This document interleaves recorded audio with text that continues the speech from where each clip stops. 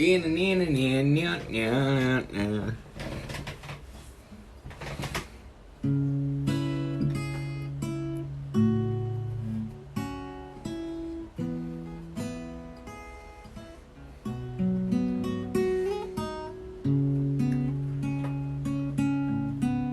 20 people here already. What's up, Simon? How's it going?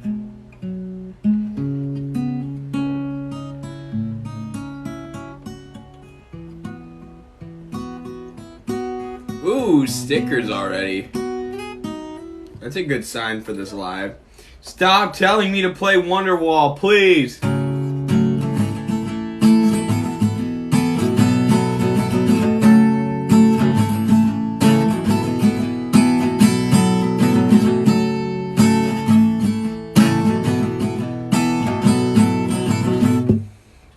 Pretty good hanging with my cousins who I don't see very often. What about you, brother? Oh, that's awesome. That sounds cool.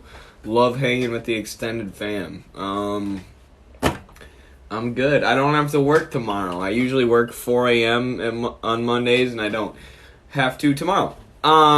Eddie, what kind of music do you like? I have the Red Hot Chili Peppers logo tattooed on my leg. That was Boulevard of Broken Dreams, my guy? No, it wasn't. I think I can still play Boulevard of Broken Dreams. Let me try.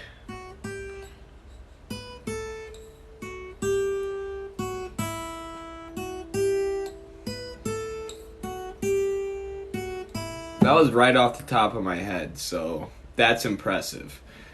Just kidding. I'm trash a guitar. Please post your lives on YouTube. I love watching them on my own time. Oh, okay. Yeah, for sure. I will start doing it. I didn't know how much people like them, but I guess they have been getting quite a few views.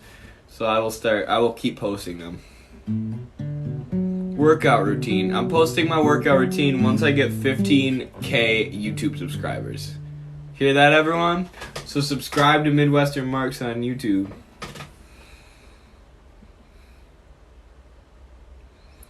Who is that person? Someone's inviting me to go live, but I don't know who it is. Favorite Red Hot Chili Pepper song? The one I have tattooed on my leg is Could Have Lied. That's probably my favorite, but it's a tough call. This is that song.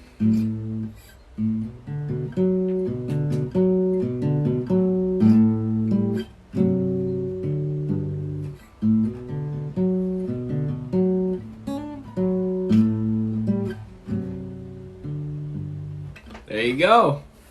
That's like my favorite Chili Pepper song. Let's see. I'm gonna keep this for one more. I started learning I Could Have Lied by ear earlier today. Such a great song. Yes, definitely. Definitely a great song. Got the notes tattooed on me old thigh. Hello, Eddie. I'm depressed after learning about anti-capitalism. Well, you know, you'll overcome it. We all do. Keep seeing ripped he/they socialists. I don't know if you use he/they, and it's making me want to start working out. Well, there you go. Yeah. You know, you can be ripped no matter what your gender pronouns are. You know, unless you're an alpha male like Benjamin Politics. Ha! Ha! Hamburglar? McDonald? You wish me a happy B-Day? Happy B-Day! It's my sister's birthday today. Alpha male bean! Thoughts on Morgan the Reactionary? I don't know who that is. I hope someone invites me to do a live today. I want to hop on a live with someone else. Let's see which of my friends are on right now. See if I can ask anyone. Ooh. How do I even do that? Can communism and religion coexist? This is my biggest issue with the ideology. Yeah, there's a lot of religious communists. Liberation theology got really, really popular in Latin America in the late last century, the 1900s, and the so much so that the U.S. and the CIA and dictator Hugo Banzer in Bolivia launched a campaign called "Be a Patriot, Kill a Priest," where they launched a campaign to kill any left-wing priests and prop up any right-wing priests. And churches have long been like a meeting place of resistance, of left-wing resistance throughout U.S. history. If you look at the civil rights movement, and then I was reading yesterday. Some of you know I'm reading this book about slavery and its development in the U.S. And essentially, same thing happened as left-wing preachers started propping up during slavery, talking about abolition. You know, Jesus wouldn't. Clearly, what's in the Bible is not in support of slavery. And they launched, campaigns of lynching against these left-wing preachers. So yeah, it's just, religion is what it is. It's its own thing. And then it can be co-opted to argue for socialism, or it can be co-opted to argue for capitalism. Obviously, as someone who's grown up around faith my whole life and around religious people my whole life, like, Jesus was 100% a socialist. Like, they have to distort the actual teachings of the Bible to make the Bible represent capitalism. You think cross-straits reunification is possible in the next 10 years or so? I don't know enough about that to make an educated conclusion. I apologize. What is your job? I work at a nursing home. Favorite band? Red Hot Chili Peppers. Jesus wasn't a socialist. Yeah, he was. Yes, he was. Listen to anything Jesus was talking about. He was trying to give everyone free health care. He was beating up tax collectors. He saw people selling things, setting up markets in the church, and that's like the only time that you see Jesus show rage. He goes into the church and he starts whipping all the capitalists. Look it up. There's pictures of it. People have made artwork about it. All about healing the sick, anti-tax tax collector. What are the other parts? I don't know. There's more ways you can argue that Jesus was a socialist, but he definitely was. It's all about peace and love. Oh, Marcus. There we go. Yo, Eddie. What's up, Marcus? How's it going? What up? It's good. Just chilling.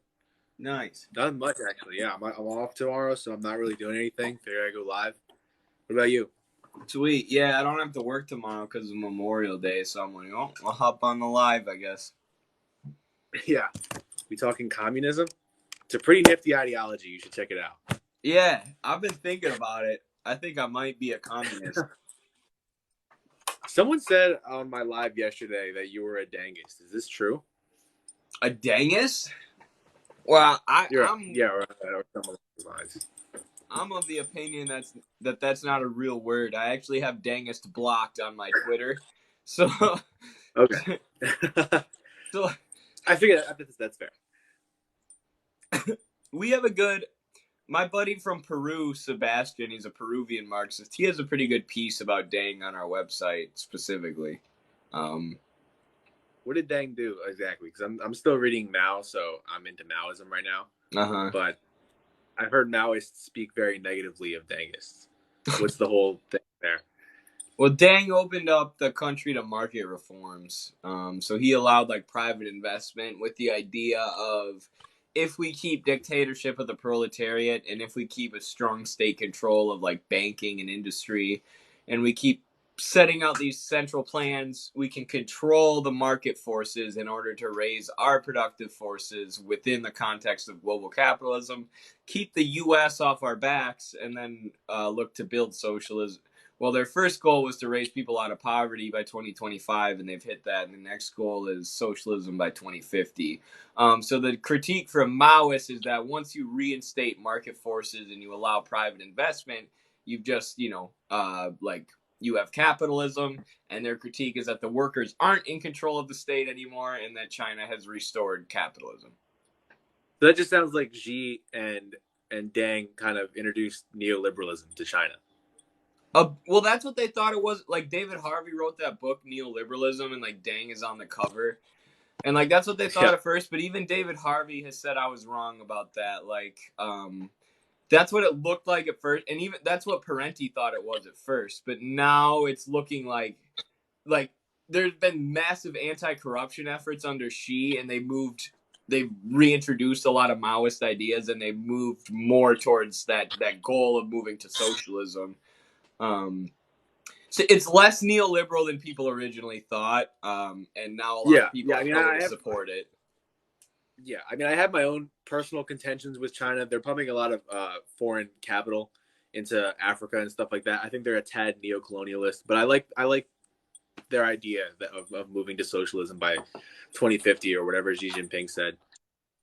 Yeah, you should look at well, we did a podcast with Bay Area ML where we touched on it, but look up Vijay Prashad on Chinese imperialism in Africa, and then look up Yanis Varoufakis, and then there's one from this place called the Paulson Institute where it's like an actual thinker from Africa talking about it. Because China's got very specific rules for like how they're non-interventionist. It's actually why they trade with Israel, because they basically have open trade. And Yanis Varoufakis says China's non-interventionist in a way the U.S. can't even imagine. And he's basically a social democrat. He's not even a Marxist. So it's interesting to hear him talk about it. But yeah, complex issue there for sure, the Belt and Road Initiative. Yeah, I do know Vijay Prashad. I actually want to read his Washington Bullets that came out. I remember you were talking about it a while ago when you were reading it. Boom. Yeah. Yeah, exactly. There you go. Yeah, I got to read that. It looks really good. You should. Yeah, you should. Yeah. I just got Red Star Over the Third World by him, too. That just came in the mail. What's that one about? I'm like going through his like books right now. What is that about? That was about the inspiration that the October Revolution in Russia sparked in the Third World, and then the kind of protective role that the Soviet Union played over like revolutions. Like the U.S. only started bombing and did the Gulf War in Iraq in 1990 because the Soviet Union dissolved, so they were no longer blocked in the UN from doing that. And like it's kind of about all the countries that the U.S. the Soviet proletariat helped. Yeah, I agree. I mean, that was with the Warsaw Pact and everything, right? With Iraq? Well, just like with generally like all the countries involved in the Warsaw Pact and like the countries they helped protect, like Vietnam and Korea, even Libya a little bit. Yeah, and Syria too. Yeah, it was the Security Council when the UN was first formed was the US, France, the UK, and Washington Bullets talks about this a lot, but the USSR and China. And then like the first 59 vetoes at the UN were from the USSR, just stopping the US and France and the UK from like invading countries in the global south. Yeah, that makes sense. So yeah, I gotta look into Vijay Prashad now. It looks like I know I think it's his daughter on TikTok who's like mutuals with you. Yeah. Yeah, so I'm on her page, but I definitely have to check out his books. Because I mean I've heard nothing but positive things from Vijay. I have like a bunch of questions. Like I know you get like a bunch of questions like all the time, but like I just like forget them when I'm on live, so they're like slowly coming back to me. But what are we talking about? What were we talking about before I got on live? What was it? Not much. Simon says I have to dang pill you. You have to dang pill? Oh God, no, you can't do that. I'm like reading now right now. It's like impossible. It's impossible. Well, I mean, people have made the distinction between Maoist, because like Maoists are so like, they kind of act like ultras a lot. So people have made the distinction now between Maoism and Mao Zedong thought. Like, if you like Mao, you're Mao Zedong thought. But if you're like this hyper extreme Maoist who hates modern China, then you're like a Maoist. It's kind of weird. Yeah, I see it that way. I mean, mostly on the internet. I don't know how it is with like Maoist thinkers or people in academia. I don't even need Maoist like teachers. Like, what is Parenti considered? Parenti? I mean, yeah, I'm just naming like leftist people in academia. Yeah, it's hard because you don't even have like like the farthest left thinker who's not been blackballed. You know, like Parenti kind of got shunned from academia. It's been like Chomsky, and he's an anarchist. You know, it's not. We don't Yeah. really have that many diverse strands of Marxist thought in the U.S. other than like teenagers on TikTok, which is sad, but hopefully that changes. Yeah, I mean in the U.S., yeah, but like we have like Zizek and people like across this like overseas and That's stuff like true, that yeah. that are more accepted in leftist spaces. Um, Right. but yeah, mostly it's just anarchists. Like I'm not even sure Chomsky's like a full-on anarchist because he said some lib stuff in the past. Definitely.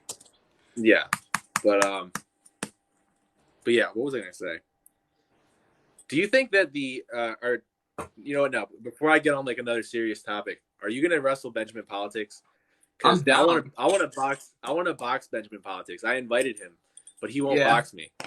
So I want to see someone fight him, but I don't know if it'll be you or me.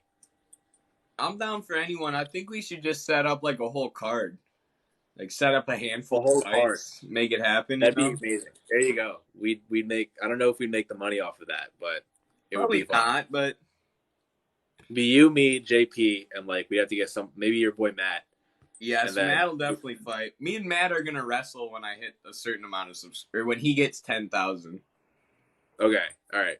Does he have his own YouTube, or do you guys both post on Midwestern Marks? He's been a contributor at Midwestern Marks forever. Or I mean, you know, just because we're buddies, but yeah, he only has his own TikTok right now.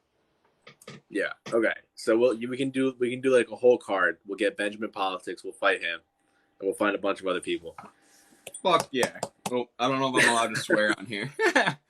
No, a lot of people have gotten banned, but I haven't gotten banned from swearing. Nice.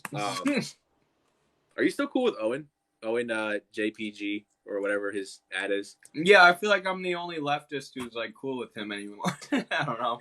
But... No, yeah, he goes live like from time to time. He'll go live and say hi. But yeah, I think most of leftist TikTok has kind of just shunned him, which is sad because he was a good creator. I was like, funny. Yeah, he was hilarious. I mean, he did say some stuff in the past, but like, I think he kind of learned from it. Yo, Marxist humanism is in here. The communism rat. Oh yeah, Marxist humanism, because they can't get on my live because I unfortunately blocked them. I'm sorry for blocking you, but I just could not listen to any more of those raps. You blocked them for the raps. They kept popping up on my For You page. I'm like, this is bad for my mental health. I can't do this. I can't do this. It was bad. That's so funny. The ECP one killed me. That one was funny. I'll admit that one. Someone's saying Chomsky is a syndicalist. What's the difference between syndicalism and anarchism? I mean, syndicalism is just supposedly a sect of anarchism, right? Like, yeah. But if you look, any revolution in history has been partially syndicalist. It's just organizing through the trade unions. Like, that's what Russia did. That's what Bolivia did. That's what pretty much every country who's ever had a successful revolution has done. Is that all it is? I thought it was just organizing through unions, but I didn't want to like reduce it to just that. Yeah, maybe I'm simplifying it, but that's what I don't. My understanding is. I don't know any syndicalist theory, so anybody who does, please drop it in my comments. I read one syndicalist piece about the original development of capitalism when I didn't know that's like just what capital was about, and it was good. What'd you read? You cut out for a second. Oh, sorry. I was just saying I read some anarcho-syndicalist theory. Like, it makes sense, but... Yeah. I mean, whenever an anarchist tells me to, like, read anarchist theory, I kind of just say that I prefer to win revolutions. So, which is why I call myself Marxist-Leninist. I prefer to win revolutions, so I'm not going to... anarchist theory is still very, helpful. But... Yeah. I don't know. I think they're kind of idealist, especially in the way that, like, Bosch is or, like, Skeptical Lefty is, where, like, every leftist project they have to just hate on. Yeah, and it's like, theoretically, it's kind of like, and no offense to anarchists, like, again, I think they're comrades, and I think some of their theory is good, like the stuff about mutual aid, but it's kind of for children. Like, eventually you have to grow up and realize that you're going to need state power, and this is why, like, This is why I think every American should listen to Pan-Africanist thinkers, because part of Pan-Africanism is you have a state to defend Africa, right? Nobody Yeah, Pan-Africanism understands the is, need for a state like people in the global South because they've actually fought imperialism. People in the U.S. don't really understand that. which is why most of them are Marxist-Leninists, and which is why Pan-Africanism is considered a sect of Marxism-Leninism. I mean, like, when they're talking about tankies, they're talking about the Hugo Chavez's of the world and like the Thomas Sankaras.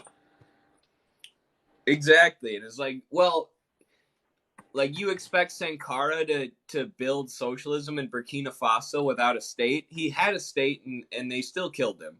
Like, what did how are you supposed to defend the revolution? Yeah, exactly. I mean, without like the state power, like Vietnam probably wouldn't have been able to defend itself. Cuba, the DPRK, they wouldn't have been able to. Nicaragua. They could, yeah, exactly. Like places like these wouldn't be able to fight against the West the way that they did. This person says tanky gang, where you at? Yeah, it's like tankies, but it's that idea of like siege socialism, that parentulate. Like, it's the best way to think of it. Yeah, we would love a decentralized revolution where all the factories go to the workers on day one and we abolish the commodity form. It doesn't work like that, though. You have a revolution and all the forces of capital descend on you to try and kill you. And like, you're going to need a way to prevent that. And that's all that, socialist experiments in the past have done. There are socialist experiments that, like Pol Pot's Khmer Rouge, that weren't actually socialist, that we condemn. But, it's good to have critical support for people who are trying to actually build socialism in the face of horrible imperialism, like Sankara. Do you think that like that Marxism-Leninism has to be applied to the U.S. as well? Because like with the U.S., like because even like Mao famously wrote that like the state can't be done away with until the imperialist West is done away with. So I feel like if the U.S. moved toward like an anarchist sense of the word of socialism, then I don't know if we'd have to seize state power. Again, I would prefer to go the Marxism-Leninism route because it's most pragmatic, but do you think that we have to in the U.S.? Yeah, I think you still do, especially because of the role that the U.S. state serves and that, like, what the U.S. military does. Like, in order to have any kind of revolution, you're going to need to target that state apparatus and take a hold of it in order to, pull back the U.S. military and do all the anti-imperialist shit. Yeah, so I think so. I get what people are saying. Like, I do get what people are saying. Like, once the U.S. goes socialist, it's theoretically could be like a domino effect, right? Because you don't have this boot holding down the proletarian revolutions of the rest of the world that is the U.S. military. But I do definitely still think that we need to seize the state. I mean, how do you seize power without seizing the state? Like, how are we gonna, like, are workers all gonna come up and see, like, just take hold of their boss one day? Like, no way. Yeah, like I said, it's idealist. I would like it to happen, but that's probably not how it's gonna work. What do you think? Are you like ML, even in the U.S.? Well, the fact that you brought up like the CIA and the military, you're probably right. Like, we have to seize control of the U.S. state because the U.S. state, as we've seen historically, is like the most violent towards worker revolutions. Like, we've seen them put down unions and stuff like that. So you're probably right about the U.S. having to seize state power. But so yeah, I'm saying I'm ML in the U.S. as well. Yeah, people just think violence when they think of Lenin. They're like, oh, Lenin was big on violent revolution. He doesn't really talk about that. He's big on the state. But look at what happened in Bolivia. Like, as soon as they gained state power, the U.S. started funding fascist gangs who were killing union leaders. Need to use the state for self-defense, even though they didn't take power violently, quote unquote. And it was the same in Russia. The actual revolution didn't kill that many people. It was the civil war that followed the revolution, the counter-revolution of the bourgeoisie, where they needed the state to defend themselves, where everyone died. Yeah, that's very true. I mean, I think people attribute the word revolution in a violent sense, whereas I think in a modern context, like, I'm going back to Mao like said, democratic revolution is part of like the revolution entirely. So I think that, especially in the U.S., it can be done about peacefully. Right. Yeah, I agree. I mean, and Marx held that opinion too. Simon says, didn't Lenin say the bourgeois state needs to be dismantled and replaced on seed? Yeah, and I mean, I was talking about Bolivia earlier. That's like my main critique of them. Like there are sects in the military that are super reactionary. And I know people are scared of like purges.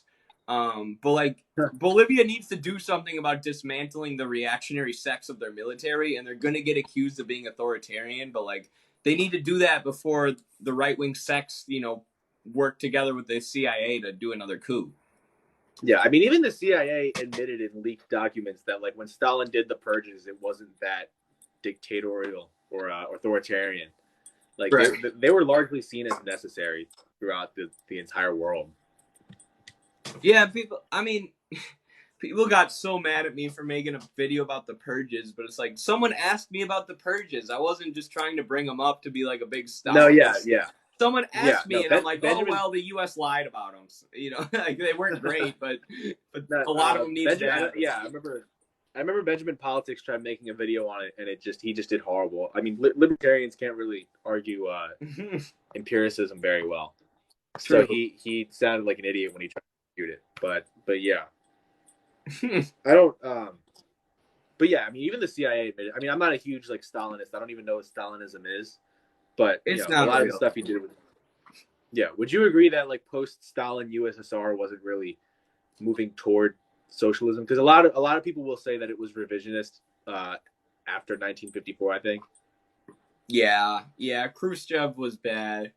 I mean, like part of the Sino-Soviet split, like part of the fault lies on China, but most of it lies with the USSR. Like, and it's super complex, right? Like a lot of people would call Khrushchev socially imperialist, which like you could debate that when you look at the Soviets' role in Afghanistan compared to the U.S. Yeah, I would call that imperialist in Afghanistan. Yeah. Right, they were probably, going places they didn't need to be and stuff, but that's not the biggest critique. There are other critiques, like especially with how they were planning the economy, but yeah, I mean, Khrushchev's secret speech was bad, not a big fan of him, and then obviously that sowed the seeds for Gorby and Yeltsin, who were atrocious. Yeah, I mean, I know Gorby, of course, because he was like the one that brought it all down, but I'm not really familiar with anyone that took power after Khrushchev. Yeah, I think it was just, well, I don't know what Yeltsin and Gorbachev. One of them they had different positions at the same time, but they were the ones who followed Khrushchev. Yeah, I don't know. I'm not a big Khrushchev guy at all. Yeah, I don't know if anyone is. Right. Was someone trying to argue with you the other day that Stalin was behind the creation of Israel? Yes, that was a liberal. And that's like an actively perpetrated lie by like, that's like one of those where the CIA like has in their documents like, let's convince everyone the USSR created Israel. Like, and then I hear them like repeated on TikTok. I'm like, come on. That was formed by the UN, right? That was a collective effort to, like, how did Israel form, and who was like responsible for that? Yeah, it was these so if you watch Gods of Fights for Freedom, it's pretty good, or you could read probably that one's from Abby Martin, so it's good for people who speak English, but obviously like the best thing to do is go to Palestinian academics. But the area was under British mandate, and the British were losing, which was essentially another colony. Yeah, I know that. Yeah, and there were Palestinians and Jews living on the land, and then the West, the British, because they're the British, start funding like the most right-wing Zionist sects of Jewish people who start committing massacres. Eventually commit the Nakba, where they push like 70% of Palestinians off their land. That's where 70% of Palestinians became refugees. As you said, the UN Security Council, like we were talking about earlier, which is made up of the USSR, China, France, UK, and US, draws up this voting plan pushing Palestinians off their land, and that's what they call the catastrophe. And that was mostly funded by the British. The CIA was backing it, but Truman didn't want to until he faced extreme pressure from Zionists in the U.S., who were like, no, you need to support the state of Israel. And the USSR was in the UN, like we said at that time, and they were staunchly anti-Zionist. People accused Stalin of being anti-Semitic sometimes, but then they eventually, were like, okay, we'll, try and do the best we can. And they ended up voting in favor of the creation of the state of Israel. And then later on is when the U.S. would replace the British as the main funders of Israel, as they would expand, and the UN would continuously redraw the borders, shrinking the amount of land given to Palestinians every time. So they expelled Palestinians prior to the creation of Israel. Yeah, that's what the Nakba is. What Palestinians? How do you spell that? I'm gonna look that up. How do you spell that? Nakba. Yeah, I can explain it, but you should just look it up. Yeah, I'll look it up later. But essentially, it was just to make way for the creation of Israel. Yes. Yep. Push Palestinian people off their land, create these settlements, and then they drew Israel's borders at the UN and approved it. Yeah, I mean that's why a lot of people don't trust. I mean that's why I personally don't trust the two-state solution, because that would be, like we talked about before in the group chat. Like it would just the UN would draw the borders, the US would influence it. It just wouldn't be fair to Palestinians. Right. I mean, look at the two-state solution they did in Korea, where they've been had troops on the border ever since and have kept the DPRK in a constant state of warfare. Like, that's what would happen to Palestine. The U.S. would continue to shrink their borders, Trump drew up borders for the two-state solution, and it was Palestine lost like half their land. Did he really? Hold on, yes. I actually want to see Trump draw the borders to the two-state solution. You should look it up. It's he had his own map. It was just like, we're going to take half the Palestinians' land away, and everyone should agree to this. And everyone's going to be fine with this. Right. Oh, yeah, I'm finding it. The Trump peace plan. It looks horrible. Trump peace plan. Yeah, so would you consider it, so how do you feel about the statement, when people say Israel has no right to exist? Yeah. Yeah, I don't know how to feel about that statement. I'm just asking you. The Jewish people have a right to live there for sure, but under not under an apartheid state. They were formed in 1948, heavily funded by the West, exclusively on the premise of pushing Palestine. Right, the Nakba, Israel's founding. They were founded on pushing 70% of Palestinian people into being refugees. They deserve a place to be, and a place to be protected, but they don't deserve an apartheid state. They deserve a one-state solution, is what. Yeah. So it would not be called Israel. No, it should be called Palestine. Israel doesn't actually have a right to the land. They just took it via colonization funded by the West. Which makes sense. Yeah, I mean, there's talks of Netanyahu being ousted soon, but I don't know if that's going to work since he's backed by the West. Well, yeah, and the Zionists don't like Netanyahu anyways, so they'll get another Zionist in. Yeah, Netanyahu's right wing on labor policy for Israelis. Even Israeli workers are struggling because it's still capitalism, So there's been a lot of critique. Labor Zionism is a thing. Continue massacring Palestinians, but give Israeli workers better wages. Yeah, so that's a double-edged sword. You don't know how to feel about that. I mean, yes, give workers better wages, but no, don't massacre Palestinians.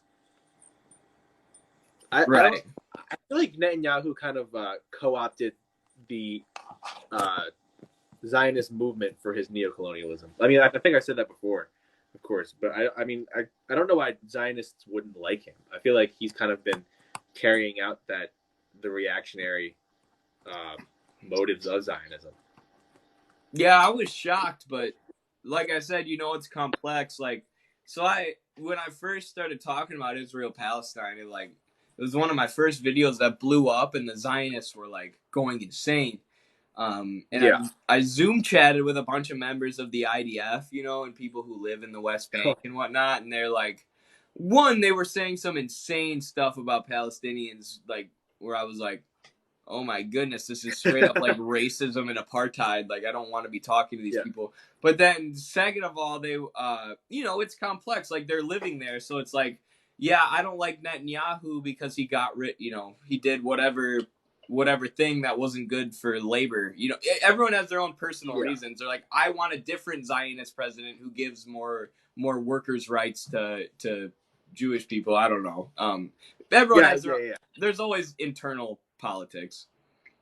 Yeah, I mean, you can see like Hassan like does these streams where he'll watch like interviews of IDF soldiers or of like Israeli politicians, and he'll just show how borderline fascistic that the government is.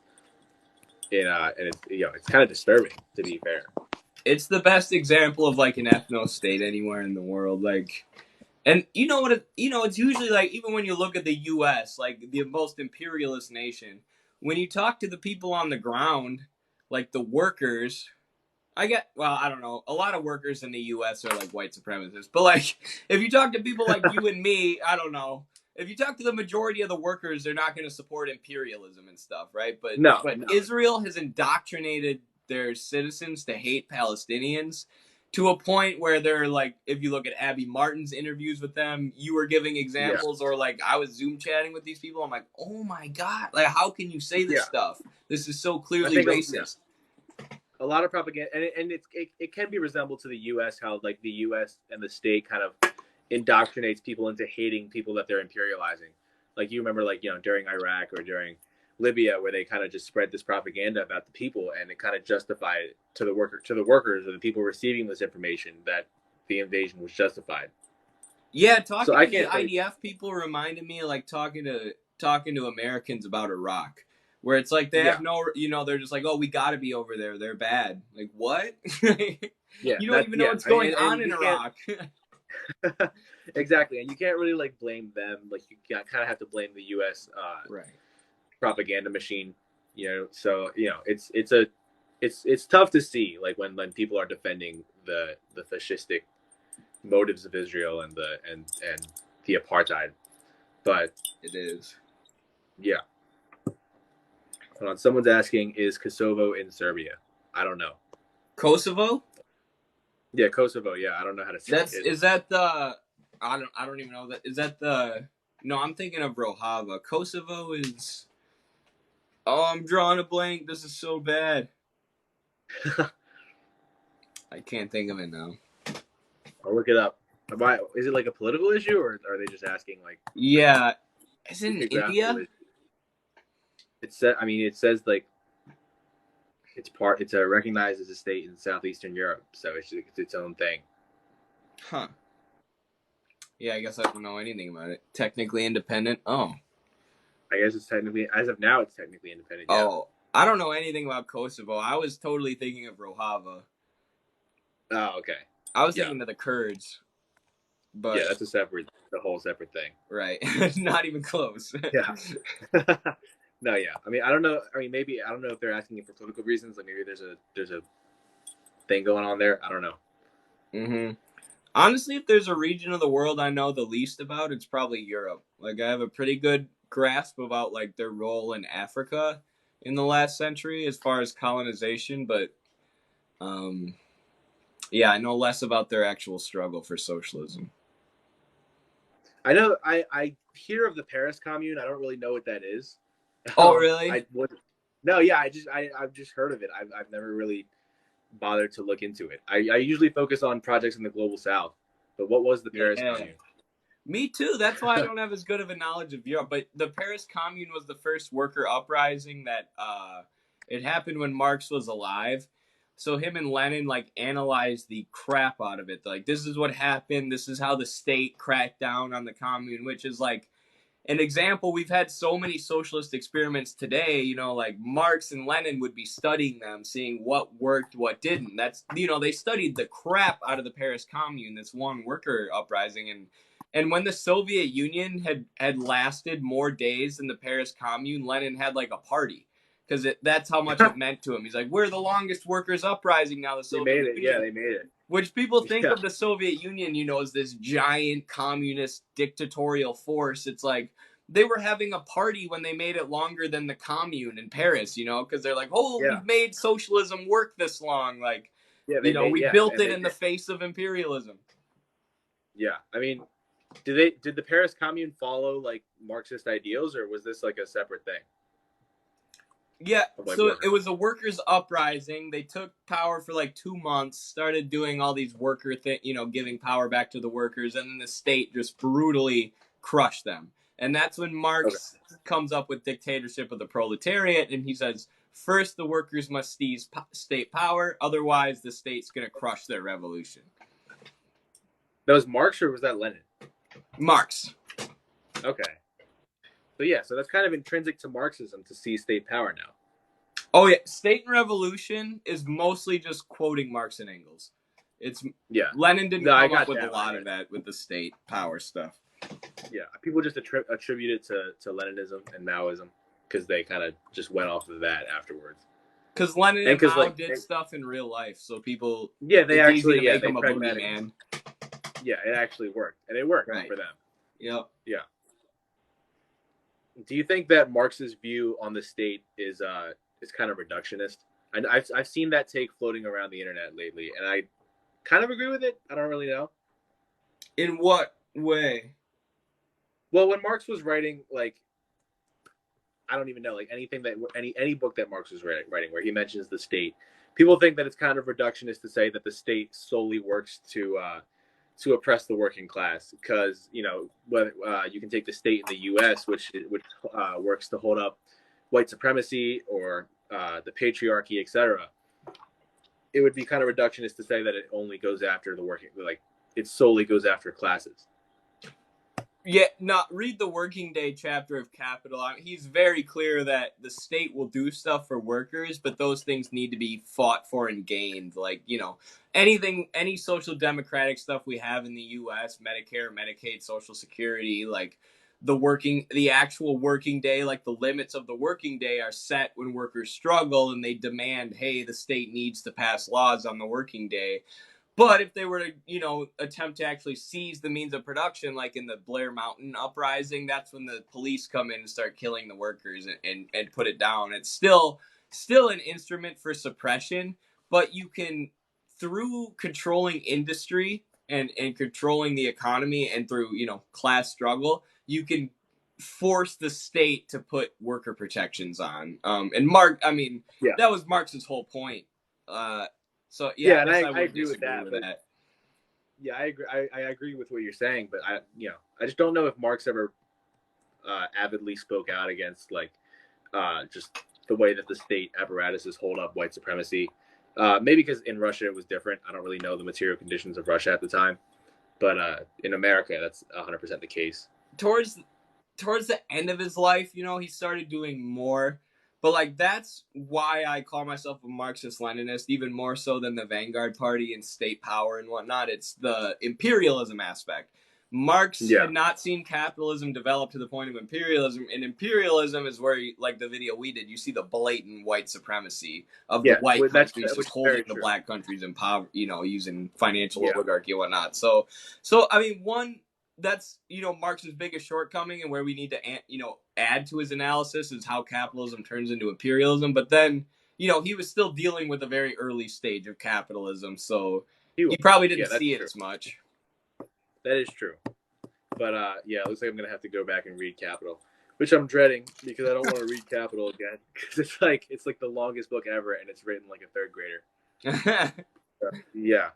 And I got to read. I want to get in because I've seen you've been doing videos on Plato and Hegel, and I want to read into that, and I would like to get into dialectics and kind of call myself a dialectician.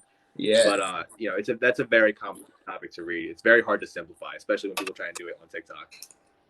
Yeah, I always end up doing a string of videos because then people I do one and it's not long enough, and then people ask questions, but yeah, even me, I haven't read that much Hegel myself. A lot of it's from my co-editor, Carlos, who's getting his master's in philosophy. That's the next jump for me, is to jump into, the thinkers who inspired Marx. Once I finish Capital for the second time, what did Hegel actually say, and how did Marx draw from that? I want to read into the people that inspired Marx. And Marx did inspire a lot of people afterwards who weren't necessarily leftist, thinkers. For example, Freud, who wasn't really, political. But he was inspired by Marx, so I just need to get into those kind of people for whatever reason, but just for the sake of it. Absolutely. All right, I'm probably Someone's gonna head asking. out and go to sleep here, Marcus. But appreciate you All right, hopping on man. the live with me. Yeah, peace. We should do it again. Yeah, anytime. Just send me the request. Yeah. All right, dog. Talk to you later. Peace, bro. Thank you.